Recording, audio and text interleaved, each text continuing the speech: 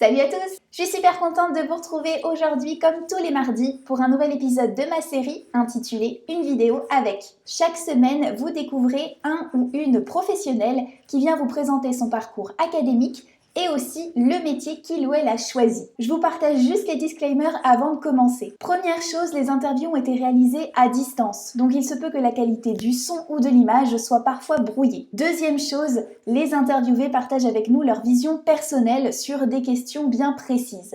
Si vous souhaitez approfondir les sujets abordés dans cette vidéo, n'hésitez pas à recueillir d'autres témoignages pour compléter. Aujourd'hui, c'est Marion qui va vous présenter son métier. Elle a 25 ans et elle est chef de cuisine indépendante en région parisienne. Est-ce que tu peux te présenter? Je m'appelle Marion Desbordes, j'ai 25 ans, je suis cuisinière, pâtissière et traiteur et j'ai créé mon auto-entreprise il y a maintenant 2 ans. Du coup, pour qu'on en apprenne un petit peu plus sur toi, est-ce que tu peux nous présenter ton parcours d'études depuis le bac? Donc, quel type de bac tu as fait, puis quelles études pour préparer quel diplôme? Alors, j'ai commencé par un bac scientifique et ensuite je me suis reconvertie avec un CAP en pâtisserie d'abord. Donc en formation adulte, donc c'était pas en apprentissage, c'était en initial avec des stages à faire. Par la suite, j'ai continué sur une mention complémentaire en traiteur, que là j'ai fait en alternance chez Ferrandi. En parallèle, j'ai aussi passé mon CAP cuisine en candidat libre pour avoir un diplôme supplémentaire. J'ai voulu un peu toucher un peu à tout et avoir des compétences dans plusieurs domaines de la gastronomie. Et du coup, toi, qu'est-ce qui t'a donné envie de faire ce parcours d'un bac scientifique à la cuisine? Comment t'as été amenée à faire ça? Alors, c'est vraiment par passion. J'ai vraiment toujours été passionnée par la cuisine, la pâtisserie. J'en faisais vraiment tous les week-ends chez moi. Et donc, du coup, après la troisième, j'ai voulu faire une école hôtelière. Mais on m'a un peu poussée dans les études à faire un bac général. Et donc, j'ai pas pris cette voie-là après la troisième. Et c'est vraiment après, au moment de choisir ses études, que je me suis dit que j'allais faire de la pâtisserie. Pour le parcours que tu as choisi, quels sont les prérequis d'entrée? Donc, après ton bac, est-ce que tu avais un concours à passer? Est-ce que c'était sur dossier? Comment ça s'est fait? Alors, pour l'entrée en CAP pâtisserie, c'est vraiment sur dossier. Voilà, ton dossier est sélectionné. Et à la fin, voilà, c'est pas du tout un concours, hein, c'est juste un examen. Pour rentrer à Ferrandi, qu'est-ce que tu as dû faire? Alors là, c'est pareil, c'est sur dossier.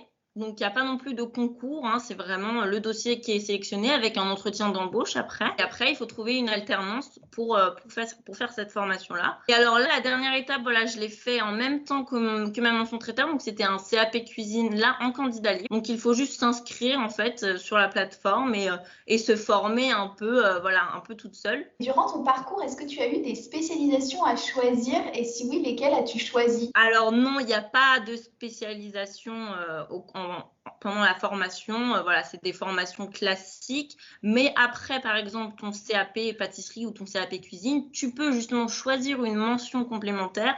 Donc moi, j'ai choisi traiteur, mais tu peux choisir par exemple dessert à l'assiette. Tu peux faire de la chocolaterie. Voilà. Quel stage précisément tu as eu à faire durant ton parcours? Alors, mon premier stage, je l'ai fait en boulangerie-pâtisserie classique pour découvrir le métier de pâtissier en boulangerie-pâtisserie. Et ensuite, le deuxième, je l'ai fait vraiment en traiteur pour aussi découvrir tout ce qui était dessert de traiteur. Donc, c'était très intéressant aussi. Mon alternance en traiteur, je l'ai fait chez Duval Paris. C'était 1 an d'alternance. C'est un traiteur événementiel, tout ce qui est mariage, gros événements d'entreprise. Pour le CAP cuisine, il n'y a pas de stage ni d'alternance à faire. C'est vraiment travailler de chez soi et après passer l'examen à la fin de l'année. Vers quel métier tu as décidé de t'orienter après ton diplôme? Et est-ce que tu peux nous l'expliquer en quelques mots? Alors, juste après, tu commences en tant que commis de cuisine. C'est vraiment la personne qui s'occupe de toutes les préparations de base, plutôt les premières préparations comme l'épluchage des légumes, toute la mise en place. Tu peux le faire très bien dans un restaurant, chez un traiteur, dans des EHPAD, dans des restaurants d'entreprise. Donc, moi, j'ai décidé de le faire dans un restaurant. Ça m'a pas vraiment plu, cette ambiance. Des fois, tu as vraiment l'impression d'être à l'armée et tu te dis que il y a un peu des violences physiques et mentales en cuisine qui sont pas acceptables, quoi. Donc c'est après que j'ai décidé de créer mon auto-entreprise et de travailler toute seule. C'est de la livraison de repas à domicile. Donc je suis chef de cuisine indépendante. Et pour qu'on comprenne du coup un petit peu plus ton quotidien, est-ce que tu peux nous décrire une journée type dans ton métier actuel, donc de chef indépendante? Je me lève pas si tôt que ça finalement. Je me lève à peu près vers 8h. Comme mes livraisons en général sont vers 17h, j'ai vraiment le temps de préparer dans la journée. Mon travail commence déjà par la sélection des matières premières. Donc, je dois aller faire les courses et choisir les matières premières de la journée, rentrer et les cuisiner. Et après, aller livrer. Voilà, c'est les journées classiques de mon métier. Je suis en train de créer mon site internet, il n'est pas encore fini, donc on peut me contacter d'abord sur Instagram. Pour les menus, je me suis vraiment spécialisée dans l'équilibrage alimentaire. Donc, je me suis spécialisée dans des recettes healthy, voilà, des produits vraiment très, très sains pour la santé, des brocolis, du saumon, des haricots verts. J'espère que tu les rends un peu plus appétissants que normal, hein, parce que brocoli à la vapeur, Et tu pourras regarder si ça t'intéresse sur mon compte, j'ai posté quelques photos et tout. Ah, trop bien, j'irai faire un tour, ouais, carrément. Ça s'appelle, c'est tout attaché, ça s'appelle Mes boîtes healthy. Et je fais souvent des tests aussi de recettes pour avoir toujours des nouvelles recettes à proposer, des nouvelles idées. Selon toi, quels sont les avantages de ce métier et aussi les contraintes s'il y en a? Les avantages du métier, c'est que c'est vraiment un métier en constante évolution. Il y a toujours des nouvelles techniques à apprendre, des nouveaux produits à découvrir. On s'ennuie jamais et on peut toujours créer des nouvelles choses. Donc, vraiment, quand on est créatif, on peut vraiment s'exprimer.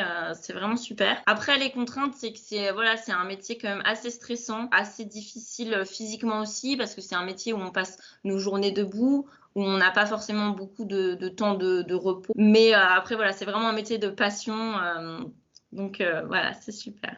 Ok, ça marche. Et du coup, selon toi, quelles sont les qualités nécessaires pour faire ce métier? Déjà, c'est d'être créatif, c'est important. Ensuite, il faut vraiment être organisé aussi dans sa façon de travailler, parce que c'est un métier où on va être amené à faire plusieurs choses en même temps.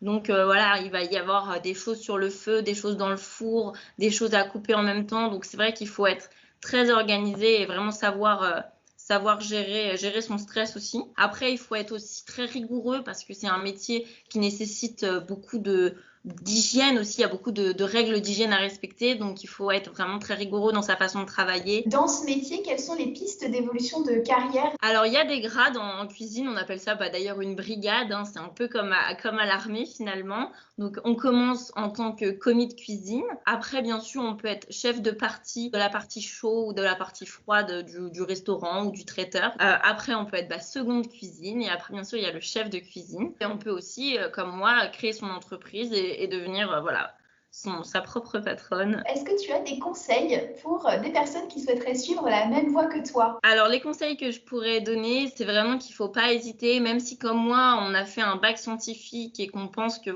on n'a pas du tout forcément la bonne formation pour se lancer. Voilà, il n'y a pas d'âge pour se lancer dans la cuisine et la pâtisserie.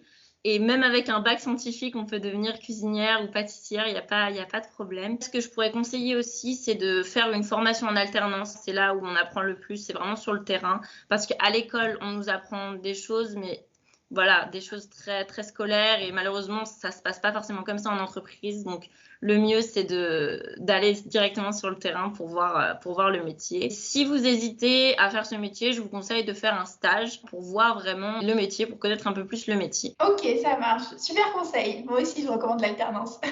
Ah ouais, non, c'est vraiment le mieux. Si les étudiants qui ont d'autres questions sur ton parcours ou ton expérience souhaitent te contacter, est-ce qu'ils le peuvent et si oui, comment? Alors oui, vous pouvez me contacter via mon compte pro Instagram qui s'appelle Mes boîtes healthy. Super, je mettrai le lien dans la description de ta vidéo. On a terminé? Et voilà, cette vidéo est maintenant terminée. J'espère qu'elle vous a plu. N'hésitez pas à me poser toutes vos questions en commentaire. On se revoit très vite et en attendant, gardez le cap!